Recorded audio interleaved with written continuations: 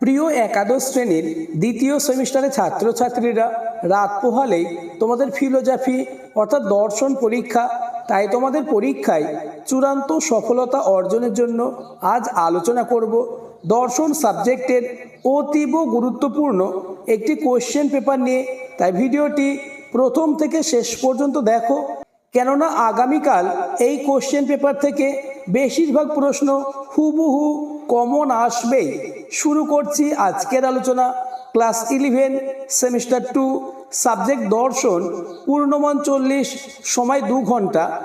Part এ, দাগ নম্বর 1, নিচের প্রশ্নগুলির উত্তর দাও। যে কোনো তিনটে।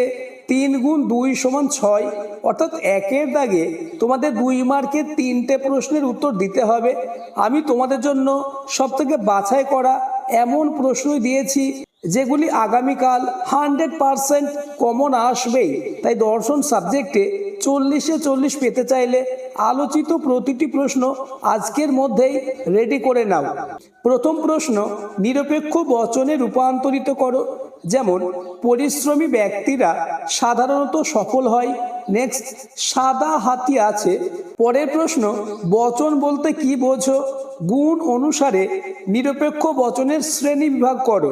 নেক্সট, কোয়েশ্চেন নম্বর বি, অধীন বিপরীত বিরোধানুমান কি? উদাহরণ সহ আলোচনা করো। অথবা সাধারণ বিরোধ চতুষ্কোণের চিত্রটি অঙ্কন করো। পরের প্রশ্ন, আবর্তনের সংজ্ঞা ও প্রকারভেদ উল্লেখ করো। অথবা বিবর্তনের নিয়মগুলি লেখো। নেক্সট, কোয়েশ্চেন নম্বর ডি, নিচের যুক্তিটির বৈধতা বিচার করো। যদি পি নয় তবে কিউ নয়, এমন নয় যে কিউ, অতএব এমন নয় যে পি। অথবা উপকারী প্রতিবেশী আছে, এই বাক্যটি সত্য হলে এর অসম বিরোধী বচনের সত্য মূল্য কি হবে? এই প্রশ্নগুলি থেকে 2 মার্কের 3টে প্রশ্ন 100% কমন আসবেই। তাই প্রতিটি প্রশ্ন এক্ষুনি তোমরা রেডি করে নাও। নেক্সট, দাগ নম্বর 2, নিচের প্রশ্নগুলির উত্তর দাও। 4 গুণ 3 সমান 12, অর্থাৎ 2 দাগে তোমাদের 3 মার্কের 4টে প্রশ্নের উত্তর দিতে হবে। প্রথম কোশ্চেন, বিশিষ্ট বচন বা ব্যক্তি বিষয়ক বচন কাকে বলে? একটি বিশিষ্ট বচনের কয়টি অংশ এবং কি কি? অথবা অবরোহ যুক্তি এবং আরোহ যুক্তির মধ্যে পার্থক্য লেখো।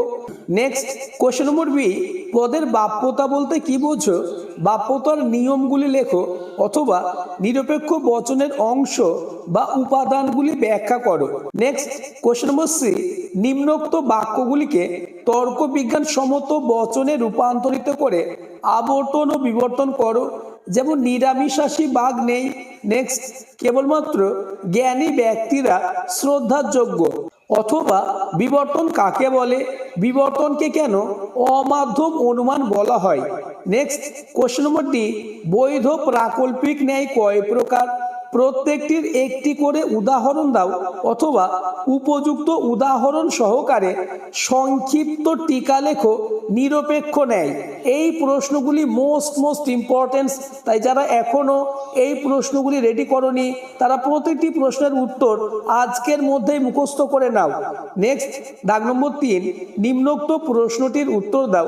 অর্থাৎ 3 দাগে তোমাদের 6 মার্কের একটি প্রশ্নের উত্তর করতে হবে। আমি তোমাদের জন্য 6 মার্কের এমন প্রশ্নই দিয়েছি যেগুলি থেকে আগামীকাল 100% কমন আসবেই। প্রথম কোশ্চেন, নিচে ন্যায় অনুমানটির বৈধতা বিচার করে তার মূর্তি এবং সংস্থান নির্ণয় করো। যুক্তিটি দেখে নাও। চন্দ্র পৃথিবীর চারিদিকে ঘোরে, পৃথিবী সূর্যের চারিদিকে ঘোরে, সুতরাং চন্দ্র সূর্যের চারিদিকে ঘোরে।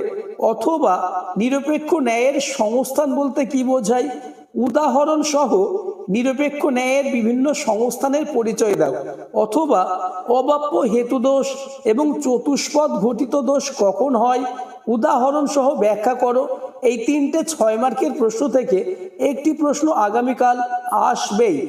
নেক্সট, পার্ট বি, দাগ নম্বর 1, নিচের প্রশ্নগুলির উত্তর দাও।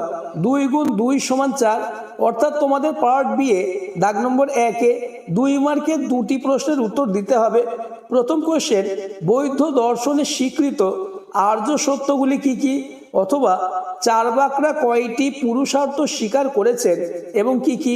পরবর্তী প্রশ্নগুলি আলোচনার আগে যারা এখনও আমার চ্যানেলটিকে সাবস্ক্রাইব করোনি, এক্ষুনি চ্যানেলটিকে সাবস্ক্রাইব করে দাও এবং ভিডিওটি তোমার বন্ধুদের মধ্যে শেয়ার করে দাও। নেক্সট কোয়েশ্চেন নম্বর বি, নীতি বহির্ভূত ক্রিয়া কাকে বলে, অথবা চার্বাক দর্শনকে কেন লোকায়ত দর্শন বলা হয়? পরের প্রশ্ন, উদ্দেশ্য ও অভিপ্রায়ের মধ্যে পার্থক্য কি, অথবা মিলের পরম সুখবাদ বা উপযোগবাদ এর মূল বক্তব্য কি? নেক্সট দাগ নম্বর 2, নিচের প্রশ্নগুলির উত্তর দাও। 2 গুণ 3 সমান 6, অর্থাৎ 2 এর দাগে তোমাদের 3 মার্কের 2টি প্রশ্নের উত্তর করতে হবে। প্রথম কোশ্চেন, ভারতীয় নীতিতত্ত্বে মোক্ষ লাভের উপায়গুলি কি কি, অথবা ভারতীয় নীতিশাস্ত্রে ধর্ম বলতে কি বোঝানো হয়েছে? প্রতিটি প্রশ্ন most important. Next question number B, বৌদ্ধ দর্শনে 4টে আর্য সত্য কি কি, অথবা ব্রহ্মচর্য কাকে বলে? পরের কোশ্চেন, বেনথাম ও মিলের উপযোগবাদের মধ্যে পার্থক্য লেখো, অথবা ভগবদ গীতা অনুসারে নিষ্কাম ও সকাম কর্মের মধ্যে পার্থক্য লেখো।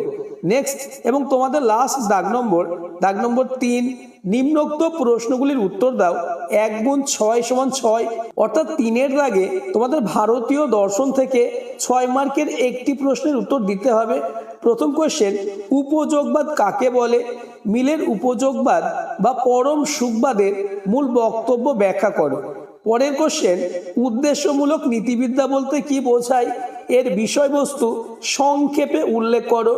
নেক্সট কোশ্চেন নম্বর বি, কর্তব্যমূলক নীতিতত্ত্ব বা কর্তব্যবাদ বলতে কি বোঝো? এই মতবাদের বিষয়বস্তু সংক্ষেপে আলোচনা করো, অথবা শ্রীমদ্ ভগবদ গীতা অনুসারে নিষ্কাম কর্মের স্বরূপ ব্যাখ্যা করো। নেক্সট এবং আজকের আলোচনার লাস্ট কোশ্চেন, পুরুষার্থ কাকে বলে? বিভিন্ন প্রকার পুরুষার্থের পারস্পরিক সম্বন্ধ ব্যাখ্যা করো। আজকের আলোচনা এই পর্যন্ত। আলোচিত প্রতিটি প্রশ্ন খুবই গুরুত্বপূর্ণ, তাই দর্শন সাবজেক্টে 40-এ 40 পেতে চাইলে প্রতিটি প্রশ্ন আজকের মধ্যেই রেডি করে নাও।